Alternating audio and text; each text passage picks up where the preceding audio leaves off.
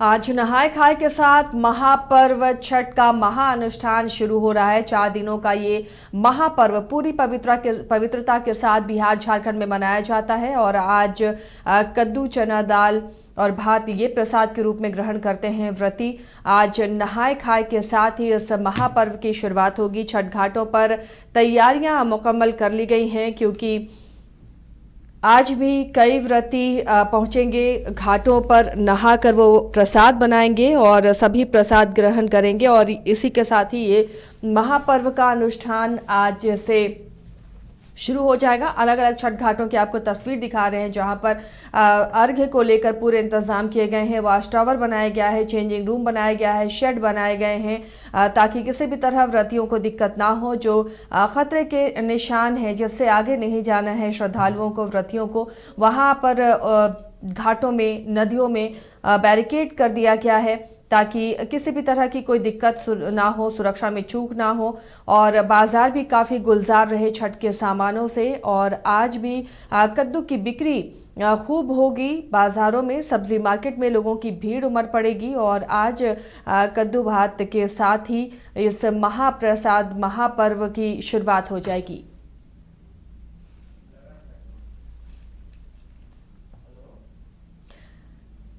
तो छठ महापर्व आज से नहाय खाए के साथ शुरू हो रहा है। बिहार झारखंड में सभी जगह छठ गीत गूंज रहे हैं और सभी तरफ श्रद्धा का माहौल नजर आ रहा है। पवित्रता के साथ इस त्यौहार को सभी लोग मनाने के लिए पूरी तरह तैयार हैं। ट्रेनों पर भी यात्रियों की काफ़ी भीड़ नजर आ रही है, जो अपने अपने प्रदेश को लौट रहे हैं। खासकर झारखंड, बिहार और यूपी में इस पर्व को बहुत ही श्रद्धा के साथ मनाया जाता है। और लगभग हर जगह ये पर्व मनाया जाता है। विदेशी क्यों ना हो, वहाँ से भी तस्वीरें आती रहती है कि किस तरह लोग अपनी परंपरा को नहीं भूले हैं। और छठ महापर्व, जिसे महापर्व का दर्जा दिया गया है, वो क्यों दिया गया है वो पता चलता है।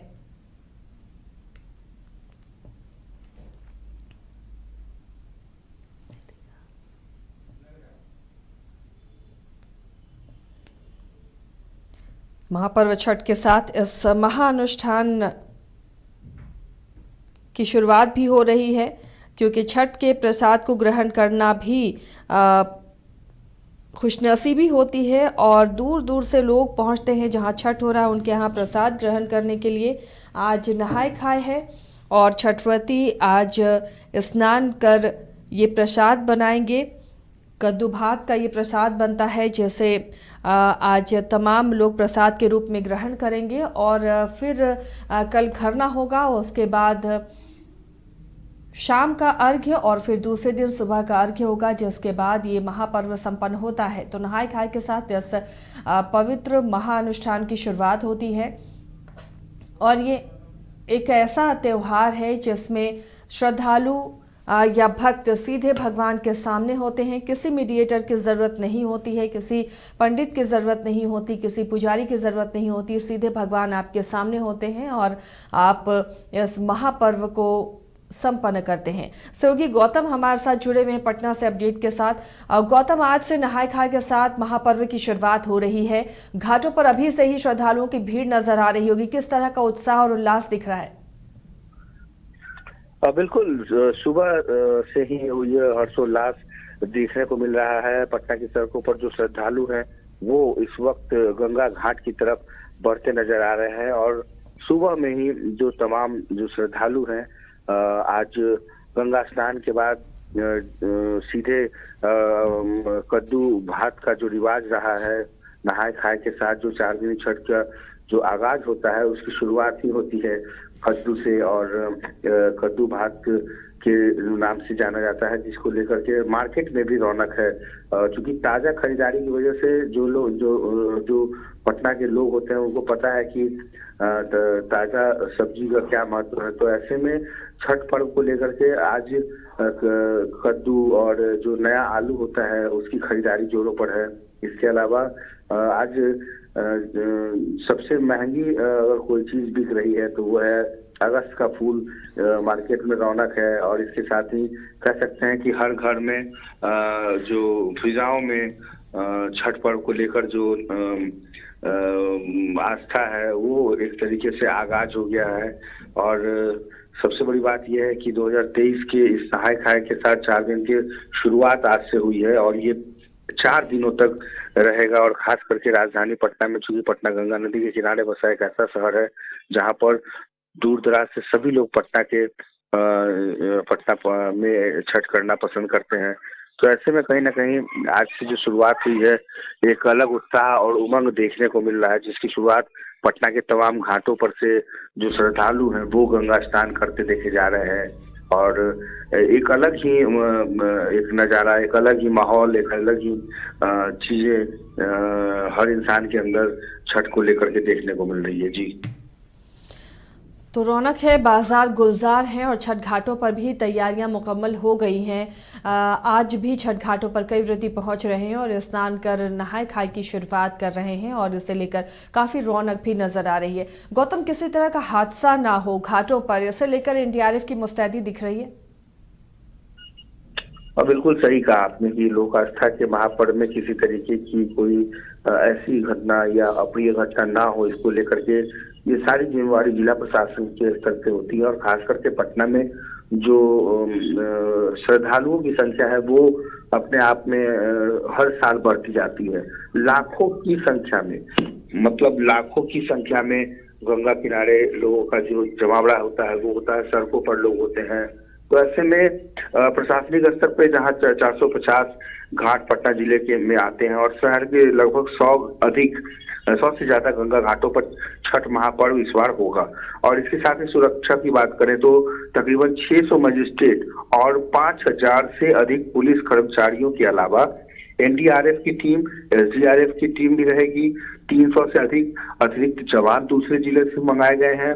सुविधाओं की बात करें तो सुविधाओं को लेकर के सुरक्षा और सुविधा, ये 2 चीजें बहुत महत्वपूर्ण है। तो ये सुरक्षा की बात रही, सुविधाओं की बात करें तो व्रतियों के लिए जो चेंजिंग रूम है वो बहुत सिस्टमैटिक ढंग से बनाए गए हैं।